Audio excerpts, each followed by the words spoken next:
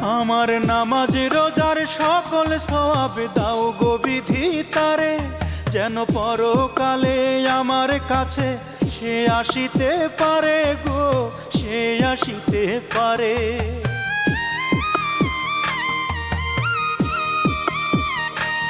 আমার নামাজ রোজার সকল সওয়াব দাও গো বিধি তারে, যেন পরকালে আমার কাছে সে আসিতে পারে গো, সে আসিতে পারে।